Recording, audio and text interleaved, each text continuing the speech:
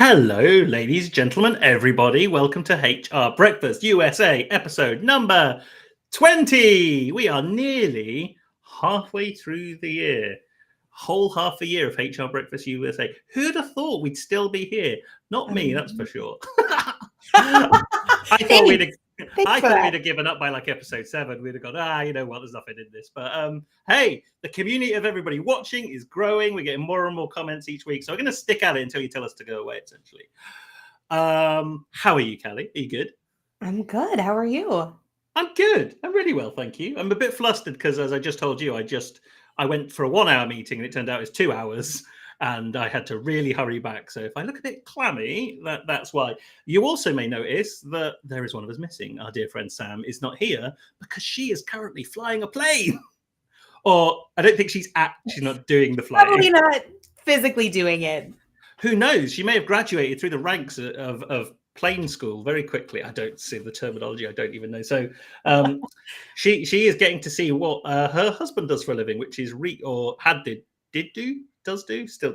did do for a living, which was refueling planes in midair. So who knows? Sam may be, the most qualified refueler on this show ever. Yeah, she probably is. Like, I'm never going to be in a position to do that. I don't know about you, Callie. Yeah, so all of a sudden, yeah, she's got the most air miles out of us from a work perspective. So all rambling aside, we're going to do something slight. As we tend to do, right, when there's just two of us, we tend to do something a little bit different. And I was sitting in my garden yesterday, and I was like, what should we do? And I had a conversation the other day because I have a pinned post to my LinkedIn profile, which were some predictions I made about the world of work on the first week back to work in January 2020. Now, anybody who's been around for the last 4 or 5 years may recall that a couple of months later, the proverbial hit the fan, and all those predictions may have gone out the window. However, some of them may have been closer to the point than I would ever imagined. So what we're going to do, there are 5 of them. We're going to see how many of those we can get through in the next half an hour, 40 minutes and chat about them. Does that sound cool, Callie? Before we get into it, you've given me major flashbacks because I was ridiculously pregnant the first week of January. And January 3rd was our due date. And I was really, really trying to get a December baby, did all the things. And so when you say the first week in January, I was like, I know what I was doing. I was going to work and saying goodbye to everyone every day and then sadly coming back the next day. Blissfully ignorant of everything to come 3 months later, of course. That's crazy.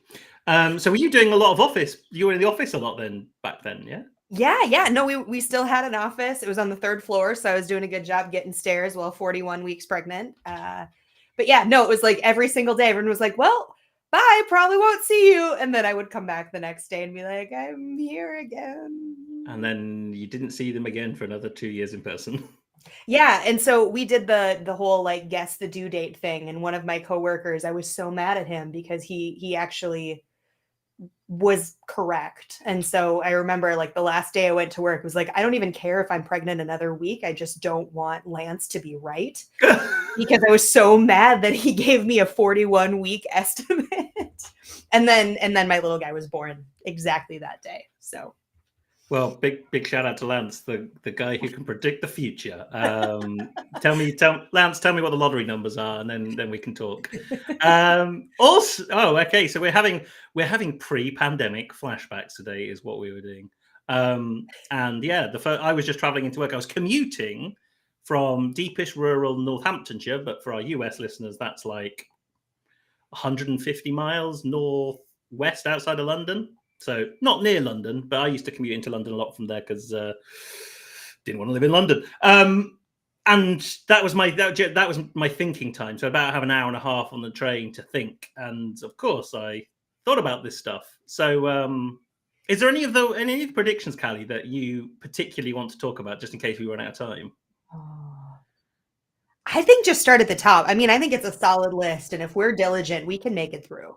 Okay, diligence starts now. Number 1, Toby's prediction of 2020 January was internal use of email. So this is by the end of the decade, by the way. So by We've got a bot watching, 2 bots watching us on Twitch. That's interesting. This is predictions in 2020 for what life would be like in 2030. So what's going to happen in this decade? Number 1 is internal use of email will be extinct. What do you say to that, Callie? I think we're on our way for that happening, honestly. I think about how the most effective teams I've been on communicate, and email is rarely a part of the day-to-day communication. I think you're on a solid path to that one. What do you think? I think I'm also right. Pat myself on the back. No, like the proliferation, like I think the biggest game changer is like the proliferation of Microsoft Teams. I know there's Slack and there's a whole load of other platforms out there, but email is like, well, it's the digital equivalent of the post. That's what it was, right? I can write a letter to my dear friend, far reaches of the world. And it's like, it's just so, it takes too much time to craft an email, really. People spend time and effort doing that, when it's like, if you could just stand in front of someone and talk to them, that'd be way more effective. Now, what's the middle of that? That's instant messenger, which has been around for ages. This is the weird thing, right? Like, I think we talked about this on a previous. I never email any of my friends. That'd be incredibly weird to do. And he's like, why? It's because it's not actually a very effective method of communication. So why do we have it in work? And I can't remember who I was talking to about this the other day. It's like, it's the documentation of conversation. It's like, you have to make sure this is documented so you can show it in your personal development conversation, blah, blah, blah, blah, blah. And it's like, it's a cultural thing, which I think larger businesses will really struggle with, because they would love that evidence. And of course, especially with all the corporate buzzwords, thank you, Teresa. I'm going to highlight that one. Circle back. We're going to circle back to this email a little bit later by COP, or EOW. So I will say I overuse ETA. Like, that is the one I'm always like, ETA to my husband, and that is it. ETA is fine. Like, I would say to like anybody that I'm like going to their house, I would say, "Oh, what's your ETA?" That's fine. I'm going to allow that. Okay. You're not going to banish you to the corporate world. You go and work in your high-rise office with your big speak. ETA is fine. You get a pass on that one. But like the technology outside the world of work certainly means that email is just literally for marketing and spam. And confirmations of Amazon orders. So I know it's coming in the mail. What's your 6-digit verification code so you can log into such and such? Like, it's useful, but it's not a communication tool anymore. Certainly not a two-way communication tool anymore. So I think the best businesses, here you go, here's my throw down the gauntlet. The best businesses won't use email for internal conversation by 2030, for sure. But there'll be some bad businesses that haven't really embraced technology too much. I'd argue they probably won't exist by then anyway, but because what are we, 6 years away still? But I can't see it. I'm not saying email disappears, because I think you'll still need it from company to company interaction. Absolutely. And I ask you this question, actually. So in a couple of businesses I've worked at, we set up Microsoft Teams to try and have, like, you have your own company Microsoft Teams, and then you can plug into other Microsoft Teams configurations. Now, that for me has never worked seamlessly, because you have to like go from one portal to another and then to another and back. So I send messages to clients on Microsoft Teams, and it'd be like 2 weeks before they picked it up, because they weren't in the routine of like, oh, let's go into the collaboration zone. What are your thoughts on that? Do you think there'll be like more cross functionality between companies in those? I mean, I think you see it a little bit with Slack, or that's where people are used to doing it. So I think embracing the Slack approach. I have a few people that are external that I communicate with Microsoft Teams on a regular basis, and it's convenient, but it's also people who are used to communicating on Teams, right? And I think that's the thing, is we just sort of have to figure out what's that universal place that works well between relationships in order to have that work. But like Slack, for me, I used to communicate with a lot of people on Slack. Now I'm not in the habit anymore. And so I'm that annoying person who takes 2 weeks to get back, because I'm not necessarily noticing that they had messaged in the first place. Yeah. And the other thing is, like, kids are using Discord now. Like, Discord is Slack for outside of work, really. Sure. But a bit of a brain melt when I started using it. I was like, what is this merry hell of stuff? Like, I don't understand what is happening. Like, there's so many channels and so much conversation. If you think your work, Slack, or Teams is busy, get yourself on a Discord for your favorite social media influencer, and you're about to lose your mind. I stepped out of there pretty quickly. I'll tell you a story. When I posted this, someone I worked with, James Robinson, I'm going to tag him because he gets tagged in my posts a lot because he generally he antagonizes me on purpose. He knows how to push my buttons. But he was like, he just started sending me more internal emails. He was just like, I'm going to prove you wrong and just send you internal emails more. And he did. And then I stopped working for that company. So I'm going to just say it was all James's fault. Does James still send you emails? No, we rarely talk to each other. No. There you go. No. In fact, he hasn't sent me an email since I left that company. That's for sure. But he doesn't know my email address, so maybe that's. He's not tried. Yeah, I hope he's not watching this. Okay, I think we've put that one to bed. We're both on a solid. That's probably going to happen. Okay, that's number one. Fingers crossed. Fingers crossed. Number two, people will. This is my favorite one. People will start conference calls with their cameras on rather than waiting to see what everyone else will do. I've seen a regression lately. No, really? Oh, I hate it. So, as someone who I used to teach pregnancy classes for 8 hours where I was the only one showing my camera.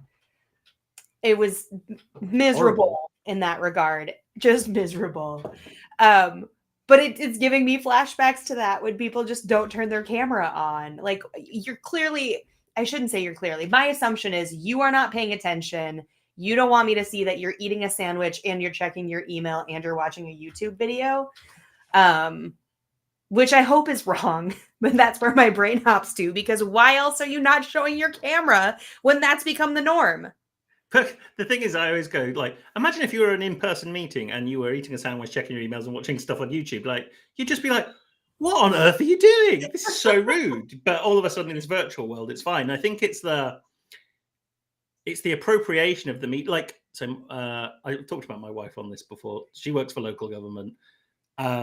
Still today, and through the whole of the pandemic, no one had cameras on at all. Like, they would just have meetings without cameras on. You're like, this is so weird. Sorry, my cat has just jumped into my window, so she's probably going to. That reminds me of the lawyer with the cat filter, early pandemic. I'm sorry, I don't know how I did this. I'm not a cat. So yeah, but so like there are still some institutions and organizations that don't even use camera technology. It's a camera technology like it's new, but like it's so weird. Like make a just, and this is what we're doing right here. Is we are like we've picked the format. We know people can see us and we can't see them, but that's fine. We've entered into this agreement that we know that's the case, and people like Teresa can comment and still talk to us. But it's that informal one. So it's like, as long as that's your intent, that's fine. But to come into a meeting and then go, well, I'm going to put my camera on. Like, yeah, but it's a meeting. Like, this is figure out what your digital social etiquette is, and it feels like that's going against it. Agree, 100%. I hope that we just continue to find ways to additionally engage people that way. But I think, people being spread out on a regular basis isn't going anywhere. We need to bridge that gap and keep things human. And keeping our camera on is an easy way to do that. It's so easy. It's so like, yeah, and the blurred background thing is always an intriguing one as well, because there's like there is such things like digital body language, and like blurring your background, regardless of what's in your background, is like, it's pretty sus. Like, what are you hiding? Like, I don't really care if your bed is in the background, or I can see a picture of your family. Like, it doesn't, like, I don't know. I think we still got a way to go to figure out what this digital language is like. But as you know, the people outside of work have already figured this out. Content creators, YouTubers, esports content creators, they've all figured it out. Like, it's already happening. This is what baffles me, that inside companies are just going, no, not for us. We're not doing it. We're just going to be same old, same old. Time is marching on, so we're going to try. We're about averaging like 5 minutes a thing here, so this is good. Number 3, businesses will have realized that agile, capital A, It's not a fix-all solution for future business readiness. What do you think of that one? Well, as long as you're also lean, we're fine. So. Yeah. I don't. Is it? Is it still? I don't hear about it so much about lean and agile. There was like 5 years where it was literally anybody would talk about how do we be lean, how do we be agile, blah blah blah blah blah, and everyone was trying to apply it to the way they do business. People were spending hundreds of thousands and millions of pounds on programs to make their companies get to that place, and never really achieved it, from what I can see. I don't know. I think so. I've talked about my husband's company a few times, and he's a green belt. But I think that I don't think that they're talking about it the same way. But what they've done a really interesting job is to try to make the better choice more logical. So one of the things that they recently did, they have to send in like packages of things that they collect in the facilities off to processing plants. And one of the things that was causing problems was they'd have to have all of these different stickers that talked about the materials in the box, right? And what would happen was those stickers would just be haphazardly placed wherever someone slapped one, and it would like gum up the machines. But the moment they explained to people that this was a problem on the other end, it stopped happening, and they had so much more efficiency because people understood the reason for the requests that were being made and had that like stickiness factor to it. So I feel like, to me, I know it's not like a fix-all, but the more that we give people context as to why it matters, the more likely they are to care and the better results we have. And I don't know, maybe people are doing that a lot better than what I've seen, but I think that that's one of the things that I find missing from these like standardized frameworks that everyone gets so excited about, is just oftentimes we're overcomplicating things. And what we really need to do is just explain in the very basic reasons why things matter, or what's the process getting hung up on, and we can have such better outcomes. Do you think it's an element of, because essentially what you're talking about is like a cultural change in like how you lead, manage, and work in a business? So with like lean methodology, agile, but no one ever can say agile and not say big A at the end, like every time. So agile, big A. You're trying to essentially codify the culture of the organization you want. It's like, here's a framework that could potentially work for where we want to go. Yeah. Is that kind of what it is? I mean, that's my understanding of it. That being efficient. Yeah. Which I think is interesting when you think about, like, I get really fascinated about the Disney approach, where you're not necessarily taking the most efficient step to every process. What you're doing is creating moments of connection. And so if you're not doing something in the most efficient way, but you're doing something in a way that sort of surprises and delights your customer, that's sort of their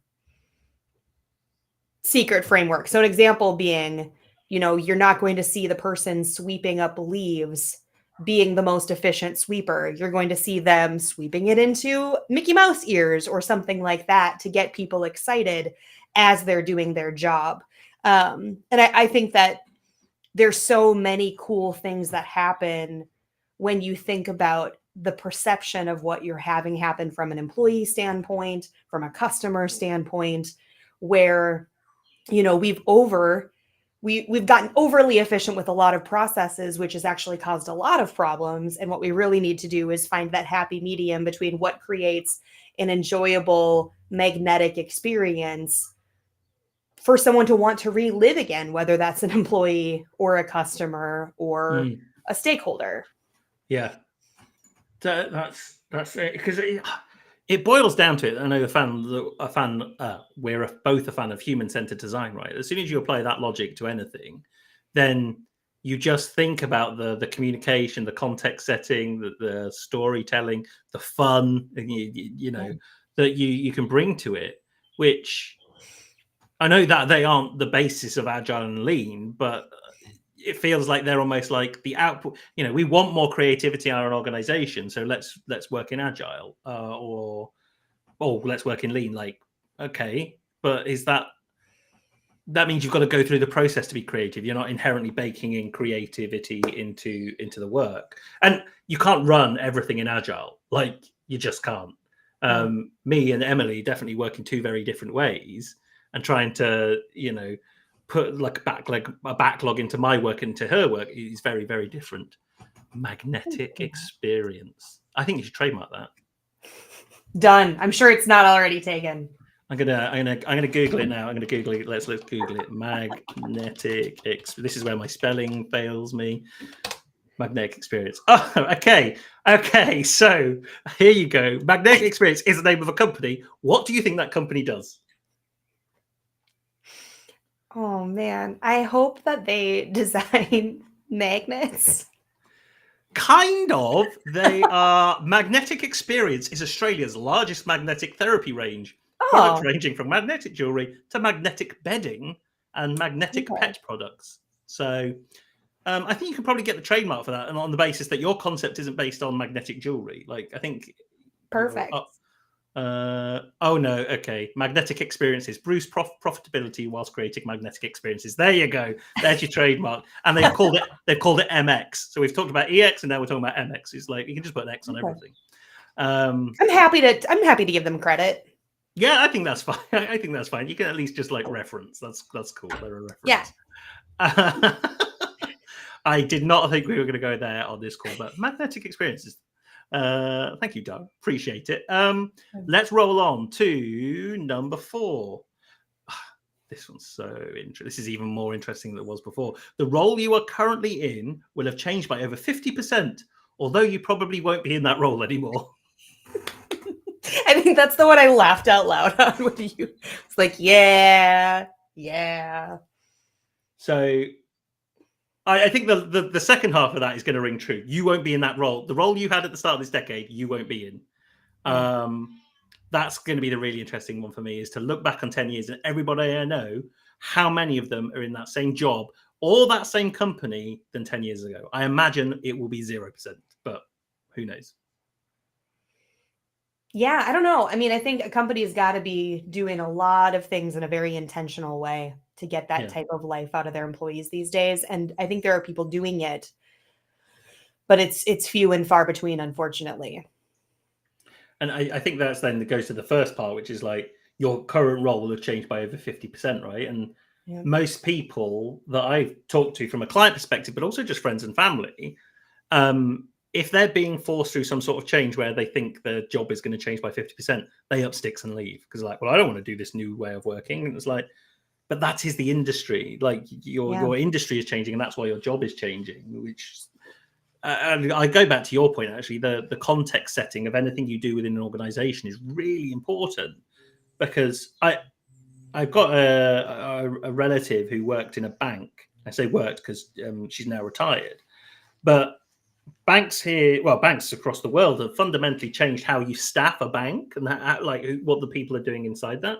Sure. And she was fuming. She's really angry. Like, oh, we can't run banks like this. It'll be an absolute travesty. Banks will crumble, blah, blah, blah. And lo and behold, the role changed. There weren't bank tellers in that bank anymore. You didn't have the glass and the people behind the glass and all that kind of stuff. It was just like, it was all digital. And she was saying it wasn't going to work. And lo and behold, we sit here couple of years later, like, well, it's just normal now. If I see a person in a bank, I'm like, why is there a person in this bank? What are they doing here? I don't want the cash machine to get cash out because I'm a millennial, baby. I had to buy something. I bought something off Facebook Marketplace the weekend, and I was like, I had to get cash out. I was like, I don't even know where my nearest cash machine is. Like, where do I get cash from nowadays? And then it was 15 rather than 20. I was like, how do I get change? Like, how do I check? Because I'm not going to give I can't go to this guy's house and assume that he's going to have like 5 change for me. You know what I mean? So anyway. Is like cash back not a thing at stores? Yeah, not all stores. Like that's quite a rare. I always a rare thing. I don't know. Like that's my excuse to go to Target is like, oh, I need cash back, so I guess I have to go to Target. I think you misunderestimate how rural I truly am. Like, where did petrol station? I had to go to a petrol station to use the cash machine in the petrol station. That's where I went. But I googled it. I googled like, does this petrol station have a cash machine?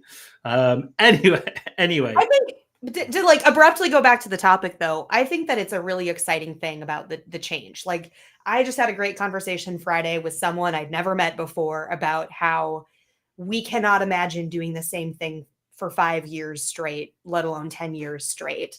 And so I think that it really is an incredible opportunity that we're not leveraging to keep people engaged and excited by having that opportunity to figure out what's needed and how to accomplish that change and keep people engaged and excited. Yeah, totally. And I couldn't agree with you more that it has to be exciting. Can't be terrifying. And this is the whole sway. This is why I think it's particularly interesting now with, not AI being invented, but just more people talking about it. Yeah. Like, of course, that's going to be the case now. Of course, that is the natural order that it is now definitely going to happen. So I think we can tick that one up to yes, that's happening. I think we need a radio jingle like boom. And then the final one, technology will have embedded itself into our lives and our bodies, although your employer will have only just completed migration to Office 365. So sassy. I love it so much. I was probably still hungover from New Year's Eve. Let's face it. This was pre-children. This was, more. I was going out more. So yeah, I think maybe it was just hungover and sassy, grumpy Toby was on the train into London. Office 365 migration. That's happened, right? If they're using Office and they're not on Office 365, they probably don't exist, right? Surely. I can't even think of the world before Office 365, or any sort of cloud-based productivity suite. We're not sponsored here, so we're not going to give undue prominence to a particular Silicon Valley-based company. I was pretty nostalgic this weekend about the lack of subscriptions in previous versions of life. And that's the one that I get. I mean, I know personally, a lot of us use, Google or other tools that are free as a person, but the ability to just pay one time for PowerPoint and Word and it's just there and it's not an ongoing subscription is something I was really nostalgic about. Oh, yeah. This is what, it just happened and no one ever really talks about it. Someone was, yeah, you just buy a disc. You just put the disc in your computer, you put in the 28-digit serial code, get it wrong, put it in again, get it wrong, put it in again, and boom, you've got Office. How long you got it for? Hey, as long as you want, buddy. You can have it. You bought it. And now you can't buy software because you just have to rent it. Oh, that's sad. Now you've made me nostalgic for it. I can't buy software. Millennial. But someone's saying so Spotify is an interesting model. Has all the music in the world, yet there isn't a TV streaming service that has all the music in the world. You have to go to loads of different ones. And it's just it's a cruel world where you can't have all the visual content, but you can have all the audio content in one platform. And then you start the reason everyone wanted to go to streaming platforms is because it's cheaper than cable or satellite or whatever. And now it's you've got to subscribe to 4 or 5 if you want all the things you want. And all of a sudden, we're now paying more.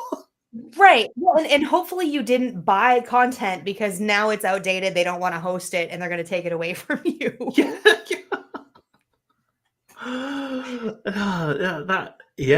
I went into my Google Play library the other day. It's I bought films through Google Play at one point. Let's see what's in there. And it's just these are all the free ones they gave away at some point. I didn't actually buy any of these.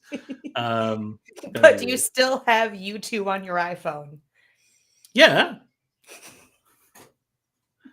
I have I don't have an iPhone because I'm not a loser, but no, fair enough. Do you know what I'm referencing though? When everyone just all of a sudden had the same U2 song on their phone that they never downloaded. Oh, YouTube! I thought you said YouTube. Oh, no. I was why is Callie making? I tried to really gloss over that because why is Callie making a joke about YouTube? Yes, when Apple forced everybody, I did have an iPhone at that point, and I had to have U2's How to Dismantle an Atomic Bomb. Every once in a while, it'll come up on random play, and I'm always like, "Oh yeah, thanks, Apple."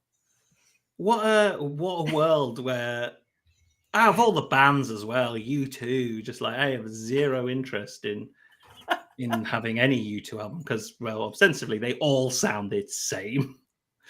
Anyway, that's the biggest gripe I have with late stage Foo Fighters. Foo Fighters have just started churning out and say, well, no. Although I really enjoyed their early stuff. Anyway, this is not a music show, although it very well could be because both me and Callie very much like our music.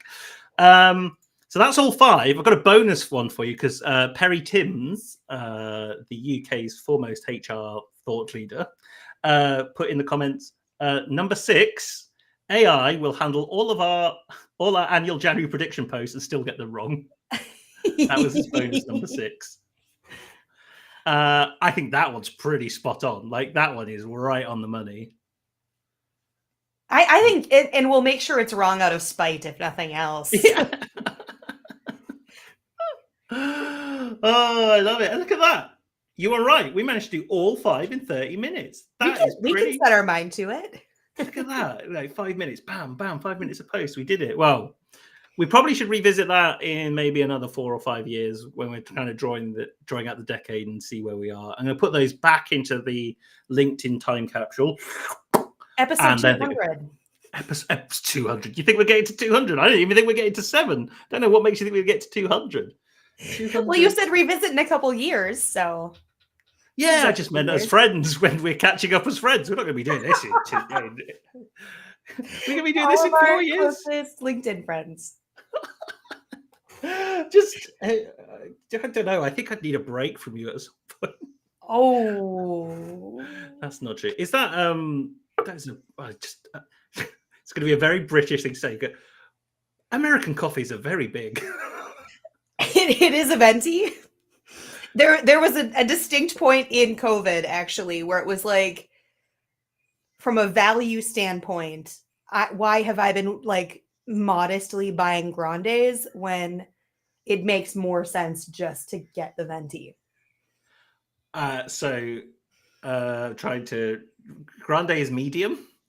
Yeah, and venti is large. So have you seen? It's a Paul Rudd bit where he's having a midlife crisis. He essentially goes into a coffee shop and he's like, "Do you know how ridiculous this all sounds? Like you're having a tall, which is like large, but that's small, and then you're having grande, which is also just another word for large, which is medium, and then venti means 20, which is like." Which is large. Like, how am I supposed to decipher the difference between these sizes when you use such weird language? I agree. Well, and then I'll like, to use your word, go to a pub and they'll be like, "Do you want a tall?" And I'll be like, "Yeah," and then realize, oh no, they reversed it, and like tall is the big one. Wait, what? This happens in pubs in the US? What? You have tall beers. Tall is like the bigger cup, like the big mug, and so you're drinking beer out of a mug. Like, I don't know. I've been to America. I can't remember any of this. What? There's like the normal one, or like a short and a tall, but it's like, I don't know. It's confusing, and so I'll be like, "Oh, I was thinking I was buying the normal size, but I did not. I bought the larger beer because I have Starbucks in my brain." It's not just pints, and of course, it's not just because pints is a very UK thing. Pints and half pints. That's all it is in the UK. You buy a pint or a half pint. You get 2 choices. A short and a tall. Pint and half pint. You may get a third of a pint as part of a. This is so weird. We're going to end in a minute. But like, do you get beer paddles? I mean, some like breweries, that's the thing. Yeah. You get like 3/3 of a pints in the UK. You get 3 of them. You pay the same price as a full pint, and tasting menu. Okay, that's not weird. But tall. What are the two sizes of beer? Because I'm coming to the US towards the end of the year. Like, I need to gen up on my beer sizes because that's what I'll be drinking. It depends on where you go. So like, I typically go to breweries and then it's a half pint, a pint, or like a taster typically.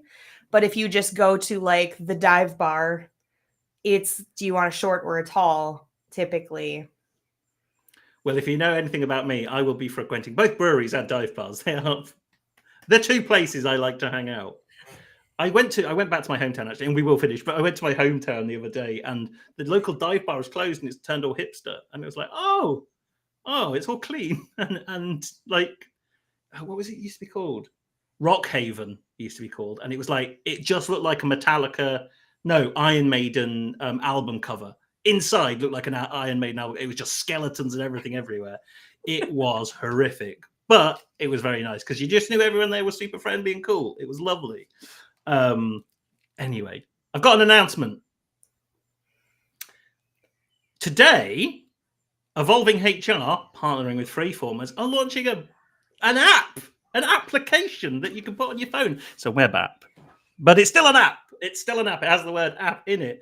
So anybody watching, head over, follow Evolving HR, because at 5 p.m. UK time, what time is it going to be over your place in an hour, Callie? 11 a.m. Central.